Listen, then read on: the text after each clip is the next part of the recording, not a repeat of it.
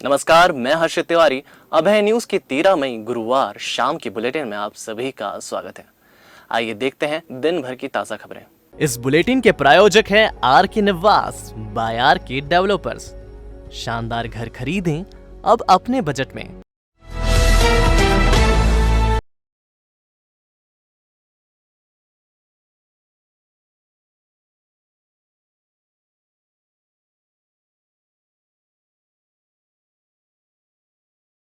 नगर शहर में चल रहे लॉकडाउन में सरकारी मिशनरी दो तरह के नियमों पर काम कर रही है। ताजा मामला लक्ष्मी बेकरी से जुड़ा हुआ है, जहां पर खुलेआम बेकरी से आइटम बेचे जा रहे हैं, लेकिन मजाल है कि कोई उसकी दुकानदारी बंद करा दे। बहरहाल अभय न्यूज की टीम ने लक्ष्मी बेकरी की कारगुजारियों का खुलासा करने के लिए वहां का स्टिंग ऑपरेशन किया।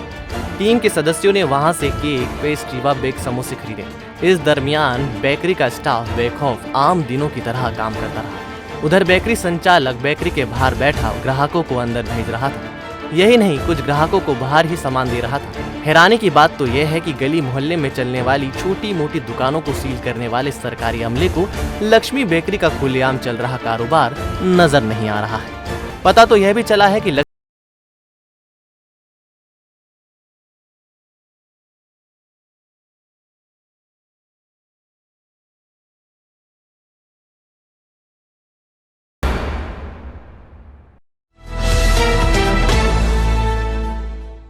उज्जैन में जिला प्रशासन और पुलिस प्रशासन लगातार संयुक्त छापामार कार्रवाई को अंजाम दे रहा है।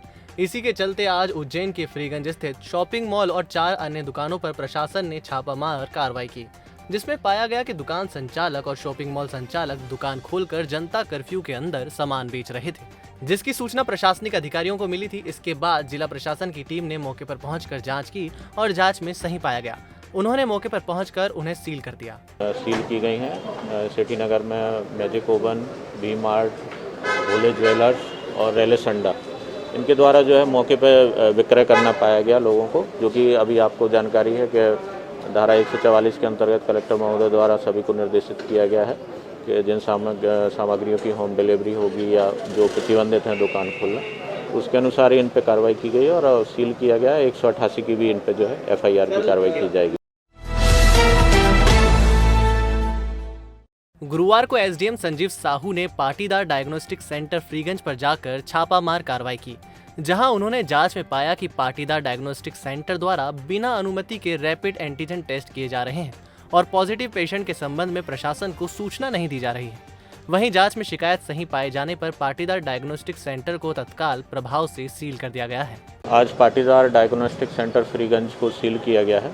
एक शिकायत प्राप्त हुई थी कि रैपिड एंटीजन टेस्ट इनके द्वारा किया जा रहा है और उसकी सूचना भी प्रशासन को नहीं दी गई है। कलेक्टर महोदय के निर्देश पर इसमें जांच की गई थी और ये सही पाया गया कि इनके द्वारा रैपिड एंटीजन टेस्ट किया गया और जो व्यक्ति पॉजिटिव पाए गए हैं उनके संबंध में जो है प्रशासन को जानकारी भी नहीं दी गई। तो इससे स्पष्ट है कि एक समाज को भी खतरा होता है कि कोविड पॉजिटिव व्यक्ति और जिसकी सूचना नहीं है समाज में खुले रूप से घूम रहा है, दूसरे लोगों को भी घातक हो सकता है। तो कलेक्टर महोदय के निर्देशन पे आज पाटीदार डायग्नोस्टिक सेंटर को सील किया गया। आगे कलेक्टर महोदय के जैसे निर्देशन होंगे उसके अनुसार फिर जो है आगे की कार्रवाई की जाएगी।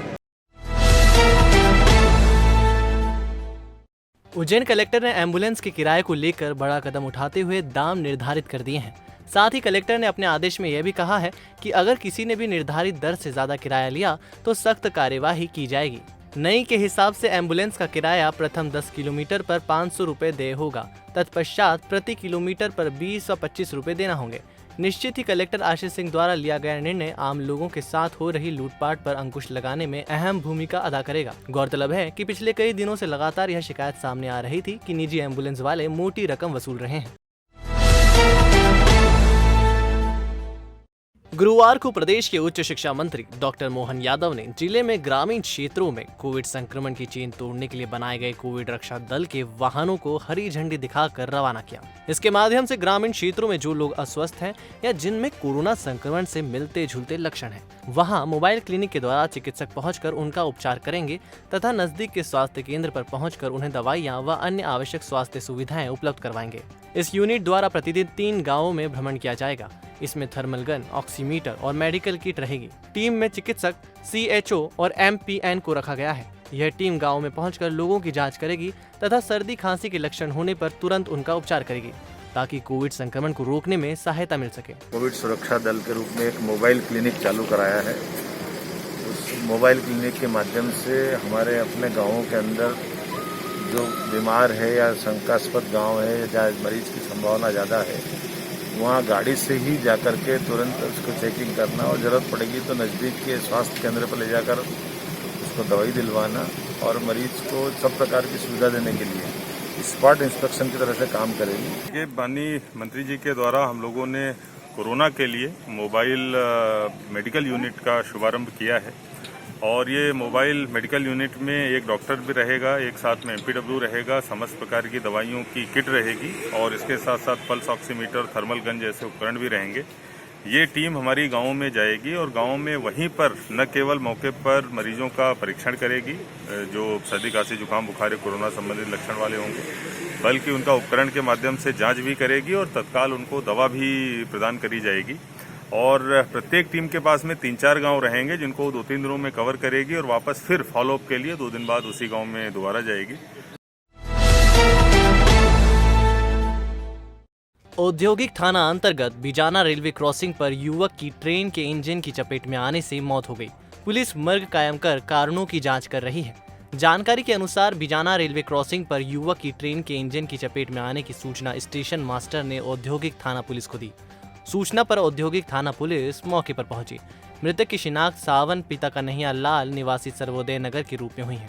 बताया जा रहा है कि युवक ने खुदकुशी की है। युवक मजदूरी करता था और अविवाहित था। पुलिस मौत के कारणों की जांच कर रही है। ये स्टेशन मास्टर बिजाना ने सूचना दी थी कि हमारा रेल का इंजन क्रॉस हुआ था, उससे एक व्यक्ति कट के मर गया है ना, 47/7-9 के बीच खंबे के बीच में। उसका पीएम वगैरह कराया है और जांच की जा रही है कि किस कारण से मरा है।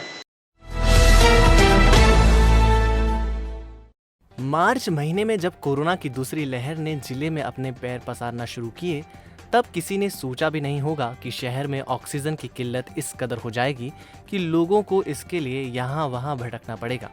इस संकट की घड़ी में शहर के कुछ समाजसेवी लोगों ने आगे आकर अपनी जिम्मेदारी समझी और मरीजों की सहायता के लिए दोनों हाथों से मदद के लिए निकल पड़े। शहर में जब ऑक्सीजन के लिए त्राही मची हुई थी, जिला प्रशासन भी मरीजों के लिए ऑक्सीजन की व्यवस्था करने में असमर्थ महसूस कर रहा था। ऐसे में शहर का एक व्यक्ति था जो लोगों के लिए ऑक्सीजन सिलेंडर की व्यवस्था कर रहा था। आज मनीष शुक्ला के नाम को कौन नहीं जानता। लॉकडाउन के शुरू के समय से ही वे फेसबुक पर चलने वाले अपने ग्रुप उज्जैन वाले के माध्यम से प्राण वायु अभियान चलाकर जरूरतमंद लोगों तक ऑक्सीजन सिलेंडर पहुंचा रहे हैं। 1-2 सिलेंडर से शुरू हुई यह मानव सेवा आज लगभग 275 सिलेंडर तक पहुंच गई है और आगे भी जारी है। मनीष शुक्ला अभी तक 1500 से भी ज्यादा मरीजों तक ऑक्सीजन पहुंचा चुके हैं।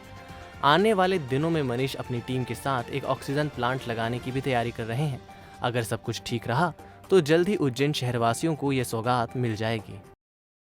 नमस्कार, मैं मनीष शुक्ला उज्जैन से। उज्जैन वाले फेसबुक ग्रुप के माध्यम से चलाए जा रहे प्राण वायु अभियान में हम लोगों को निःशुल्क ऑक्सीजन सिलेंडर व निःशुल्क ऑक्सीजन कॉन्सेंट्रेटर उपलब्ध कराते हैं और लगभग पिछले 3 सालों से हम ऑक्सीजन सिलेंडर के अलावा हॉस्पिटल बेड, व्हीलचेयर, वॉकर आदि भी मरीज़ों को निःशुल्क उपलब्ध कराते हैं।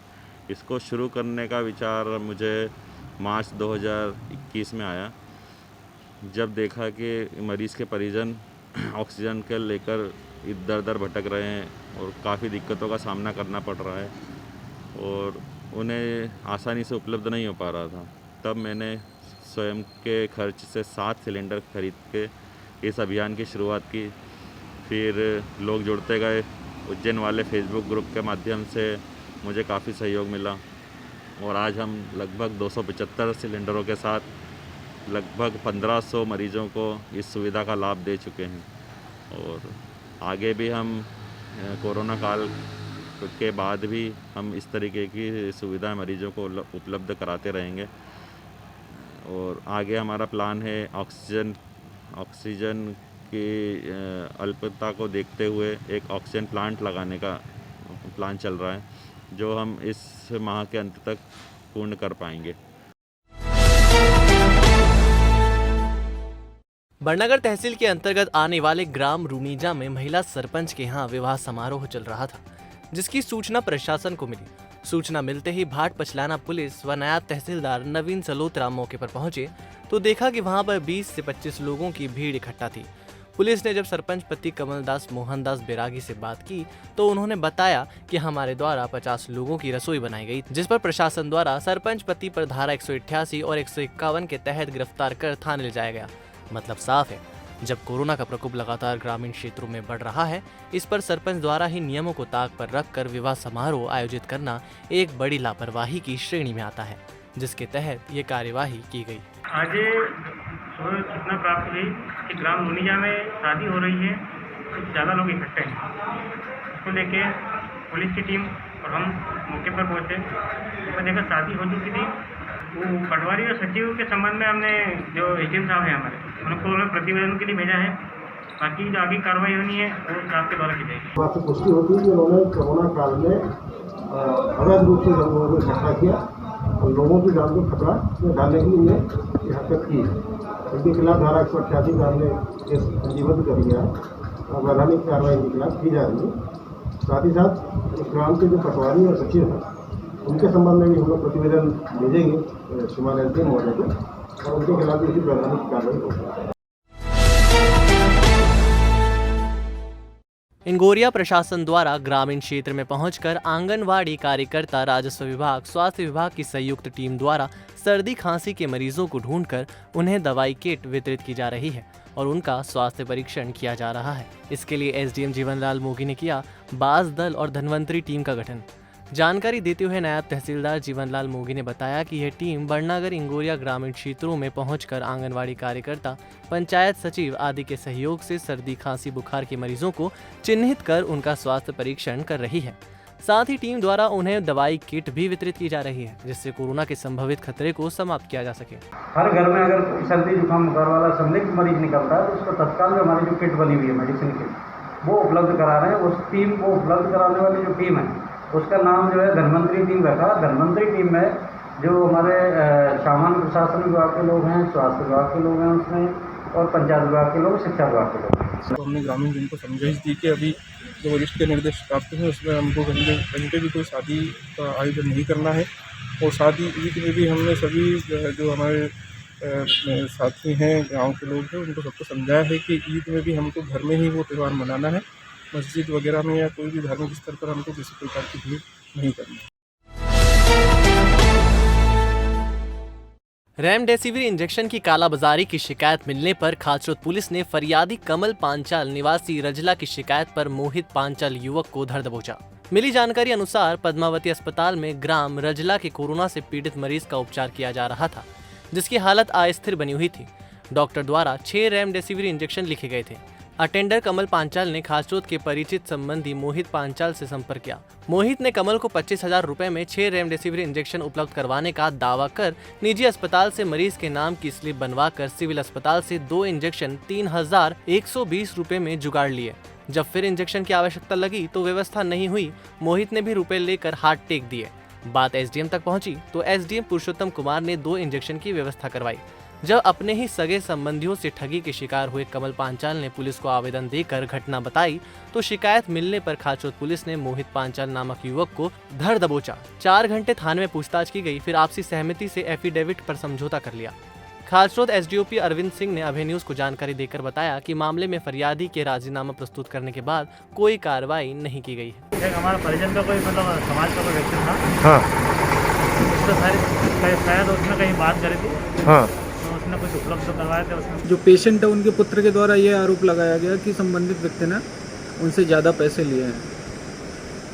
उसी तारतम्य में उसने एक आवेदन दिया, उस पर से जांच करके पता लगा कि उस व्यक्ति ने उससे कुछ पैसे लिए थे एक्स्ट्रा, जो कि बिल से ज़्यादा थे। जब हमने फरियादी को यहाँ थाने पर बुलाया और उनसे जानकारी लेनी चाहिए तो उन्होंने रिश्तेदार का हवाला देते हुए ये कार्रवाई करने से मना कर दिया और उसके पैसे वापस ले लिए। इस प्रकार से ये पूरा मैटर सुलझ गया।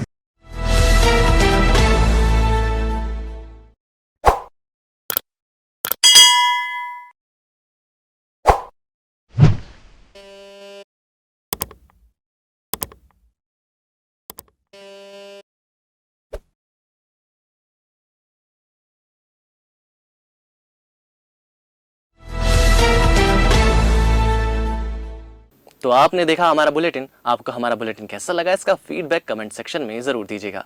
कल फिर मिलेंगे नए बुलेटिन के साथ। नमस्कार।